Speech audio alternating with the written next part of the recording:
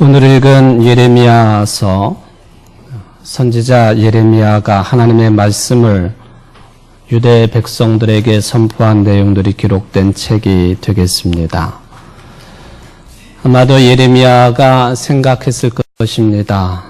이 신상의 안일만을 위해서 하나님을 믿는다고 한다면 좀 더 편안하게 생활을 했었을 터인데, 내가 왜 이 민족을 위해서 하나님의 말씀을 전해야 되는 선지자 노릇을 해야 되는고, 이런 생각을 분명하게 했으리라고 생각을 해봅니다. 참 역사의 소용돌이 한 중심에 살았던 예레미야였기 때문에 엄중한 현실 속에서 그 어떤 다른 선지자들보다도 훨씬 더 격정의 시대를 살았고, 그래서 한없이 눈물을 많이 흘릴 수밖에 없었던 민족이 풍정등화 같은 운명에 대해서 늘 가슴이 저린, 눈물이 마를 날이 없었던 예레미야 선지자였습니다. 아마 예레미야가 그런 생각을 하지 않았을까 저는 생각을 해보았습니다. 요즘에 이 말이 여러 가지로 패러디가 돼가지고 또 이런저런 희화된 그런 내용이 되고 말았습니다만은, 내가 이러려고 예언자가 되었나, 이런 말이죠. 그만큼 예레미야가 살던 시대에는 엄중한 시대였습니다. 위쪽으로는 초강대국인 바벨론이 떡하고 버티고 있지요. 밑으로 내려가 보려고 하니 옛날부터 존재하고 있었던 애굽이 강대국으로 버티고 있습니다. 그 중간에 끼어 있는 약소 국가로서 유대 민족, 이 민족을 생각할 때마다 예레미야는 답답하고 눈물이 흐를 수밖에 없었습니다. 애굽에 눈길을 주자니 바벨론이 그냥 있지 않고, 바벨론에 눈길을 주자니 애굽이 가만히 있지 않고, 예레미야가 이런저런 판단을 할 수는 있겠지만은 하나님께서는 아주 엄중하게 말씀을 예레미야에게 주십니다. 이 민족 예레미야에게 멸망하게 되어 있다. 그러니까 유대 민족에게 너는 말씀을 선포할 때에 바벨론에게 무릎을 꿇으라고 선포를 해라. 예레미야 입장에서 보면은 자존심이 상하는 얘기요. 이 말씀을 유대 민족에게 전하다가 보니까 유대 사람들 같은 동족이지만은 선지자인 예레미야를 굉장히 미워합니다. 왕으로부터 모든 국민들이 그럴 수밖에 없습니다. 물론 나중에 보면은 이 바벨론 사람들이 예레미야를 높이 지켜 세우기는 합니다. 저 사람 때문에 유대 민족이 더 이상 항거하지 아니하고 우리에게 항복을 하게 되었다라고 예레미야를 지켜 세우기도 합니다. 그런데 그런 것이 문제가 아니었습니다. 일상의 안일보다도 민족에 대한 걱정으로 밤을 지새울 수밖에 없었던 예레미야. 유대 민족에게 처음부터 끝까지 이 사람이 외쳤던 말씀은 하나님을 만나야 된다고 하는 것이었습니다. 하나님만 붙잡아야 된다고 하는 말씀이었습니다. 우리가 예레미야 시대를 살고 있는 사람은 아닙니다만은, 예레미야나 또 우리와 같은 평범한 기독교인들에게 이 점은 결코 다를 게 없습니다. 그러므로 우리는 예레미야에 전하신 말씀을 통해서 우리의 사회적인 안목이나 정치적인 판단을 배우는 것이 아니라 하나님을 향한 신앙, 이 믿음을 체득하고 배우는 것이 무엇보다도 중요하다고 하는 것을 깨닫게 됩니다. 이게 가능하다고 한다면 지금부터 2500년 전에 쓰여진 또 하나님의 말씀의 기록인 이 예레미야서를 읽을 때에 오늘도 살아 역사하시는 하나님의 말씀으로 부족할 것이 없다고 하는 판단을 할 수가 있겠습니다. 예레미야는 오늘 18절 말씀에서 자기가 지금 어떤 영적인 상태에 놓여 있는지를 설명을 했습니다. 슬프다 나의 근심이요 어떻게 위로를 받을 수 있을까? 내 마음이 병들었도다. 짧은 문장이지만은 예레미야의 상태를 알 수 있는, 확인할 수 있는 표현입니다. 너무 슬픕니다. 근심에 차 있습니다. 그래서 병이 들었고 또한 위로가 필요한 상황이라고 하는 고백이 되겠습니다. 어쩌면은 큰 재난을 당하는 경우만이 아니라 모든 것이 행복하고 평안하다고 생각하는 경우에도 예레미야가 체험했던 슬픔과 근심과 마음의 병과 그리고 누구나가 다 위로가 필요하다고 하는 경험을 할 수가 있겠습니다. 아니, 더 깊은 차원으로 들어가 본다면 아무리 우리 가운데 행복한 일들이 많다 하더라도 슬픔과 허물로부터 우리는 자유로울 수 없는 유한한 존재로서의 육체를 가지고 사는 인간이라고 하는 사실입니다. 언젠가는 죽어야만 되는 인간 실존을 우리가 살고 있기 때문에 그렇습니다. 언젠가는 죽어야 된다. 이게 인간의 실존이라고 하는 것. 제한적이고 유한하며 끝이 있을 수밖에 없다고 하는 것. 이거는 여러분들이나 또는 예수를 믿지 아니하는 사람들이라도 모두 다가 공통적으로 알고 있는 인간 삶의 실존입니다. 두루뭉술하게 표현을 한다면은 인간의 이런 실존이 곧 무엇을 의미하느냐? 하나님과의 관계성 속에서 표현을 해보면 하나님 부재의 현상이다 하는 것입니다. 영적인 고아와 같은 것이죠. 그래서 예레미야는 유대 민족의 이러한 실존을 19절에서 표현을 했습니다. 공동번역 성경이 훨씬 더 이해하기 쉽기 때문에 그 번역서로 읽어드립니다. 야훼께서 시온에 안 계시는가? 왕노릇 그만하시려고 물러나셨는가? 이렇듯이 내 딸, 내 백성이 신음하는 소리가 전국 방방곡곡에서 들려옵니다. 그런데 어째 아직도 우리는 우상을 섬기며 내 속을 썩여주느냐? 어째 남의 나라 허수아비를 들여다가 섬기며 내 속을 썩여주느냐? 바로 유대 민족 예루살렘 주민들이 뭐라고 절망적으로 신음하고 있느냐 하면은 하나님께서 우리들과 함께 하시지 않는다고 하는 절망감에서 호소를 하고 신음하고 있다는 것입니다. 하나님이 계시지 않는 상황, 하나님 부재의 상황입니다. 유대 민족 예루살렘 성문벽에 하나님 부재라고 하는 편말이 붙은 것처럼 유대 민족은 자신들의 엄중한 현실 앞에서 하나님이 계시지 않다, 하나님이 우리와 함께 하시지 않는다라고 하는 신음소리와 고통 중에 있었다라고 하는 그런 이야기가 되겠습니다. 바벨론 제국의 말을 들어야 되는지 애굽의 말을 들어야 되는지 갈팡질팡합니다. 지도자들 사이에, 백성들 사이에 이렇게 저렇게 해야 된다고 말들은 많지만 유대 민족을 살릴 수 있는 확실한 길은 눈에 보이지를 않습니다. 그러니 불안해할 수밖에 없습니다. 그런데 누구나 할 수 있는 이런 일반적인 해석이 아니라 예레미야 선지자는 이런 상황을 어떻게 해석을 했느냐 하면은 당신들이 하나님을 만나지 못해서 그런 것이고, 당신들이 하나님을 경험하지 못해서 그런 것이고, 당신들이 하나님을 체득하지 못했기 때문에 나타난 현상이라고 하는 신앙적인 해석을 내리고 있다고 하는 것이 일반적인 해석과의 차이가 되겠습니다. 저들의 삶의 토대가 뒤흔들리고 삶의 방향을 잡지 못한 현실이 되겠습니다. 우리나라가 지난 9월 달에 경주 일원을 중심으로 큰 지진을 경험을 했습니다. 대한민국 지진 관측 이래로 가장 강력한 지진이었습니다.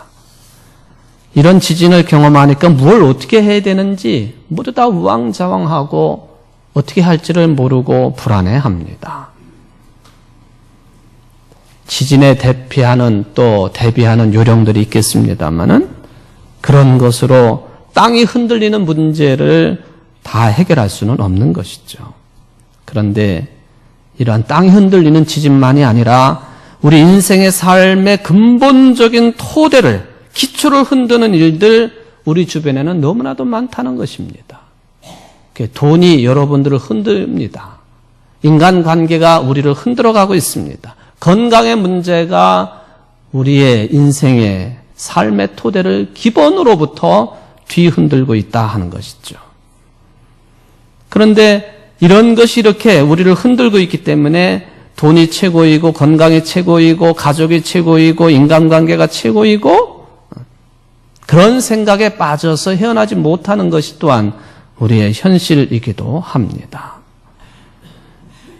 물론 그게 무조건 잘못된 거라고 생각하고 말씀드리는 것은 아닙니다만은 제가 지적하고자 하는 것은 이 돈이나 건강이나 인간관계나 이런 것들이 결코 절대적인 것은 될 수 없다는 것입니다. 근데 대부분의 사람들이 이것이 절대적인 것이라고 생각하고 사는 것이 문제라고 하는 것이죠. 물론 이런 것들이 확보되지 아니하면 삶이 피곤하고 또 그래서 이런 것들을 챙기려고 우리가 노력하는 것도 사실입니다. 그런데 예레미야 선지자는 그런 것보다도 훨씬 더 근원적인 우리 인생의 삶의 토대가 있으니 그것을 소개를 합니다. 그분이 바로 하나님이시라고. 그러므로 우리의 삶의 근본적인 토대가 흔들린다고 하는 것은 사람들이 하나님의 부재 상황에 떨어졌다 하는 그 말과 똑같을 것입니다. 물론 하나님이 계시지 않다고 하는 것 말 자체가 성립되지는 않습니다. 왜냐하면 하나님은 말 그대로 무소부재하신 분이시기 때문에 그렇습니다. 라틴어 가운데 보면은 옴니프라센티아 무소부재라고 하는 말입니다. 즉 하나님에 관련해서만 쓸 수 있는 용어입니다만은 하나님은 계시지 않는 것이 없고 하나님은 계시지 않은 때가 없다는 것이에요. 과거나 현재나 미래에나 어느 때나 어느 곳에서나 하나님은 계시다 하는 그 말씀이죠. 무소부재. 그래서 우리는 기도를 드릴 때 전지전능하신 하나님이라고도 부르지만은 무소부재하신 하나님이라고도 하나님을 부르는 이유가 거기에 있습니다. 예레미야가 볼 때 유대 민족의 이 슬픔과 부르짖음은 하나님이 계시지 않기 때문이다라고 판단하고 있는 유대 민족 스스로의 문제라고 하는 규정을 내려놓고 있습니다. 그러고는 이렇게 말씀을 이어갑니다. 어찌하여 아직도 우상을 섬기며 내 속을 썩여주느냐? 어찌하여 남의 나라 허수아비를 들여다가 섬기며 내 속을 썩여주느냐? 예레미야가 볼 때 유대 민족은 하나님의 속을 어찌하니도 썩여주었습니다. 자식들이 부모 속을 썩이는 것처럼 하나님이 없다는 사실로 인해서 부르짖는 사람들이 하나님 찾을 생각은, 하나님 만날 생각은 하지 아니하고 다른 큰 나라의 우상을 섬기게 된 것이죠. 우상을 섬기는 것이 바로 하나님을 섬기는 일이라고 생각을 했다는 것입니다. 우상은 일단 보기에는 그럴듯해 보이지 않습니까? 화려하고 웅장하고 색감 있고 볼륨감 있고. 그런데 하나님은 눈에 보이지도 않고 손에 잡히지도 않습니다. 이게 바로 유대 백성들의 운명을 파탄에 떨어지게 한 악의 모습이었습니다. 하나님을 만나지 못하니까 우상을 따르게 되고 우상을 따르게 되니까 하나님과의 관계는 점점 더 거리가 멀어질 수밖에 없습니다. 이것은 곧 저들이 구원을 얻지 못할 것이라고 하는 의미가 포함되어 있습니다. 이것은 의사의 치료 행위로 비교해서 22절에 설명을 합니다. 길라앗에는 유향이 있지 아니한가? 그곳에는 의사가 있지 아니한가? 딸 내 백성이 치료를 받지 못하면 어찌 됨인고? 유대 백성들이 하나님을 만나지 못하기 때문에 위로를 받지 못하고 안식과 평화와 참된 만족을 누릴 수가 없는 것입니다. 그때에 유대 민족 나라, 민족이 위기에 처했으니 굉장히 불안해한 것은 분명합니다.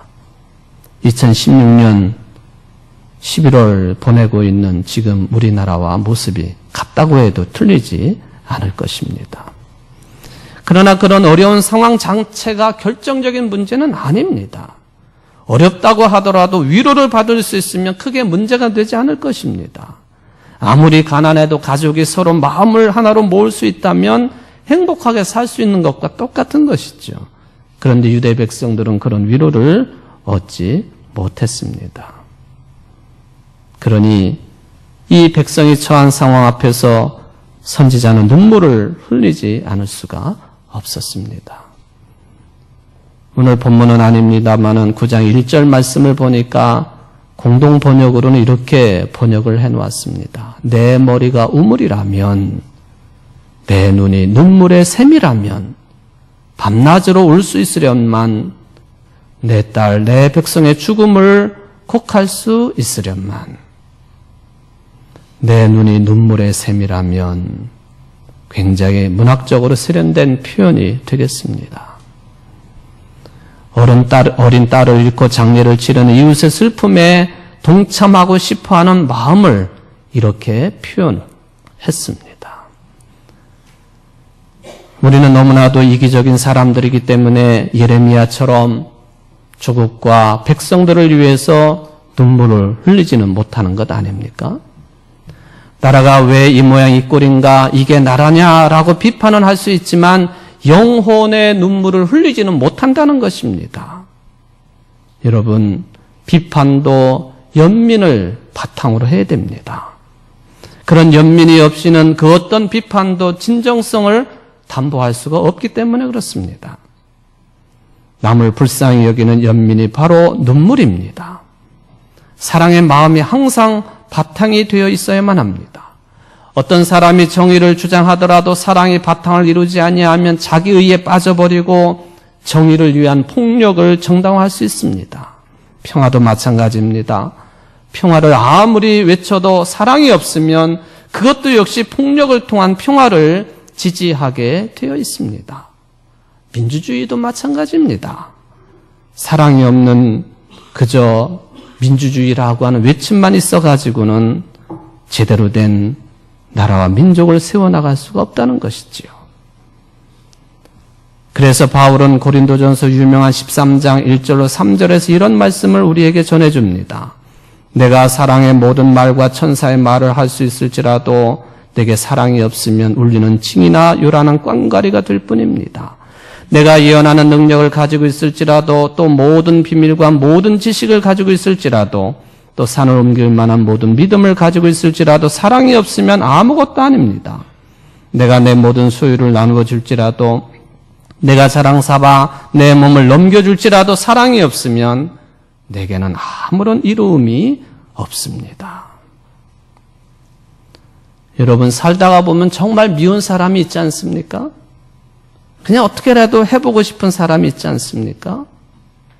여기 앉아 계시는 분들 중에 그런 마음이 한 번도 들지 않았다고 하는 사람 있다고 한다면 거짓일 것 같습니다. 미운 사람, 어떻게 해보고 싶은 사람이 있을 때 어떻게 하면 좋을까요? 불교적인 답을 말씀을 드리면 측은지심을 갖는 것입니다. 남을 불쌍하게 여기는 타고난 착한 마음, 이것을 가지는 것이 중요하다는 것이죠. 측은지심이라는 말, 맹자의 사단설에서 나오는 말입니다. 거기서 이런 말을 합니다. 불쌍히 여기는 마음이 없는 것은 사람이 아니고, 부끄러운 마음이 없으면 그것도 사람이 아니고, 사양하는 마음이 없으면 그것도 사람이 아니고, 옳고 그름을 아는 마음이 없으면 그것도 사람이 아니다. 불쌍히 여기는 마음은 어질매 극치이고, 부끄러움을 아는 마음은 오름의 극치이고, 사양하는 마음은 예절의 극치이고, 옳고 그름을 아는 마음은 지혜의 극치이다. 측은, 수호, 사양, 시비의 이 마음의 사단, 이것이 각각 인의 예지의 근원을 이룬다고 그렇게 이야기를 합니다. 어떤 경우에도 남을 불쌍히 여기는 착한 마음이 필요한 것입니다. 예수님께서도 당신을 따르는 수많은 민초들을 보시고 불쌍히 여기사 사랑하는 마음으로만 대하셨다고 하는 그런 기록이 남아 있습니다. 이런 심정을 가지고 흘린 예레미야의 눈물은 값싼 동정심이 아닙니다. 하나님의 마음을 가지고 흘린 눈물입니다. 하나님의 마음을 가지고 눈물을 흘리는 이런 예레미야를 바라보면서 우리 모두 다가 예레미야처럼 영적인 대가가 되지는 못하지만은 세상을 불쌍히 여기는 마음, 정말로 불쌍히 여김을 받아야 될 사람들을 불쌍히 여기는 마음, 모든 인간들에 대해서 측은지심을 가질 수 있는 그 마음, 약간이라도 따라가려고 애쓰는 그리스도인들이 되어야 되는 것 아니냐, 그것입니다. 가장 가깝게는 가족에 대한 마음이지요.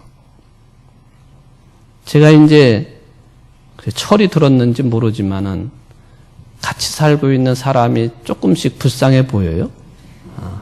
불쌍해 보여요. 그런데 또 깊이 생각해 보면 내가 더 불쌍해.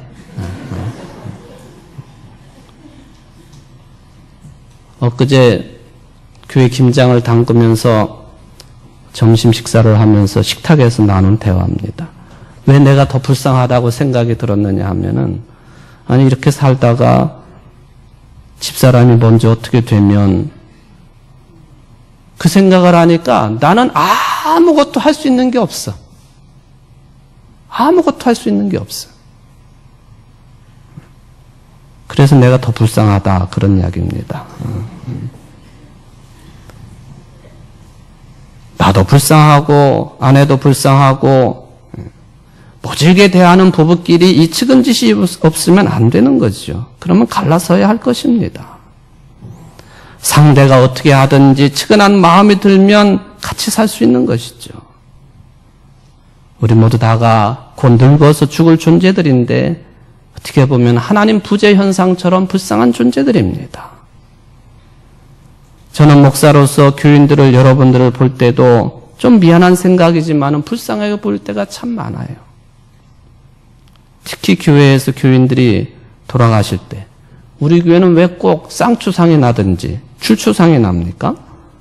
추상이 나면 교인들이 그렇게 좀 안타까워요. 그런데 아무리 발버둥을 쳐도 이런 운명에서 벗어날 사람 하나도 없지요. 그러므로 우리 인생의 가장 깊은 자리에는 예레미야처럼 눈물이 자리할 수밖에 없는 거예요. 우리가 매일 눈물만 흘리고 매 순간 눈물만 흘리고 살아야 된다는 말씀이 아닙니다. 예레미야도 매일 눈물만 흘리는 게 아니에요. 분노할 땐 분노하고 싸울 땐 싸우고 즐거워할 때는 즐거워합니다. 예레미야의 눈물의 의미가 뭘까? 하나님의 마음으로 흘리는 눈물이라고 했는데 예레미야의 눈물은 하나님을 찾으라는 강력한 요청입니다. 제발 더 이상 우상에게 자신들의 운명을 맡기지 말라는 강력한 경고입니다. 이런 점에서 보면 예레미야의 눈물은 인류 구원을 위한 거룩한 사건입니다. 그러므로 인류 구원을 위한 거룩한 사건으로서 예레미야의 이 눈물은 겟세마네 동산에서 예루살렘 성을 바라보시면서 눈물을 뚝뚝 흘리셨던 예수님에게서 완성이 됩니다. 우리는 이 예수를 그리스도로 신앙 고백한 사람들 아닙니까? 겟세마네 동산, 기도의 눈물을 흘렸던 그곳에서 예수님은 예루살렘 성을 바라보시면서 눈물을 흘리십니다. 오늘로도 평화에 이르게 하는 일을 알았더라면 좋을 터인데, 그러나 지금 너는 그 일을 보지 못하는구나. 그 날들이 너에게 닥치리니 너의 원수들이 토성을 쌓고 너를 에워싸고 너를 사면에 스며들어서 너와 네 안에 있는 네 자녀들을 짓밟고 네 안에 돌 한 개도 다른 돌 위에 얹혀있지 못하게 할 것이다. 이것은 하나님께서 너를 찾아오신 때를 네가 알지 못했기 때문이다. 예레미야가 눈물을 흘린 상황이나 예수님께서 예루살렘 성을 바라보시고 눈물을 흘리신 상황이나 같습니다. 하나님께서 우리를 찾아오신 때를 인간들이 알지 못하기 때문에 흘리는 눈물이라는 것입니다.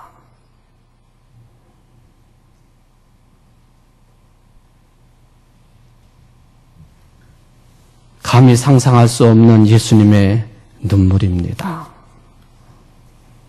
우리가 정말로 상상할 수 없을 정도의 깊은 슬픔과 아픔을 말하고 있는 하나님 당신으로서 하나님의 마음의 눈물입니다. 사랑에서 나오는 눈물이지요. 그런데 우리 국민은 이런 진정한 국민 사랑에서 나오는 눈물을 보지 못합니다. 마치 악어의 눈물처럼 그때의 자리가 위태로운 상황만 모면하려는 거짓 눈물만 보고 있습니다. 주님께서는 지금도 우리를 위해서 눈물을 흘리십니다. 정말로 민족을 위해서 흐르는 눈물, 우리 한 사람 한 사람을 생각하시면서 흐르시는 눈물, 2016년에 대한민국 고통당하고 아파하며 살아가고 있는 이때에 주님께서는 우리를 너무나도 사랑하시기 때문에 누구보다도 우리의 눈에는 보이지 않지만 슬퍼하시며 찢어지는 마음으로 하나님의 마음을 가지시고 사랑의 마음으로 눈물을 흘리고 계십니다. 어떤 사람들을 위해서 눈물을 흘리실까요?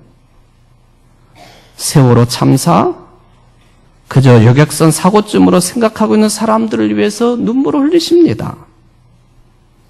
유족들의 아픔, 국정 지지율의 방해물쯤으로 생각하는 사람들 위해서 눈물을 흘리십니다.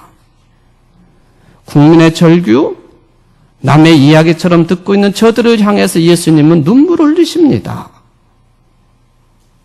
권력을 농단하는 이 권력 아래 신음하고 있는 우리 국민들을 바라보시는 예수님의 눈물의 농도를 그 누가 알 수 있겠습니까? 완전한 사랑이란 얼마나 큰 눈물과 아픔과 고통을 참아내야 하는 것인지 모릅니다. 그러기에 지금도 예수님의 눈물은 마르지 않는 샘물처럼 계속해서 흘러내리고 있다는 것입니다. 바라기는 이 예수님의 눈물, 사랑의 눈물이 여러분들에게도 위로의 눈물이 되기를 바랍니다. 상처 입고 원망이 가득한 심령을 적시어서 주님 안에서만 치유되고 위로받을 수 있는 사랑의 눈물, 주님의 눈물. 이 눈물로 이 한 주간도 승리하시는 여러분들 되시기를 주의 이름으로 축원을 드립니다. 기도하시겠습니다.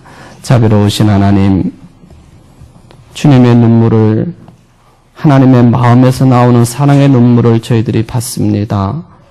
우리를 치유하여 주옵소서, 위로하여 주옵소서, 이 민족을 치유하여 주시고 위로하여 주옵소서. 그 어떤 사람이라도 빠지지 아니하고 사랑의 마음으로 흘리시는 예수님의 눈물 때문에 치유받게 하시고 거듭나게 하시고 하나님께만 영광 돌릴 수 있는 모든 사람들이 될 수 있도록 복을 내리워 주옵소서.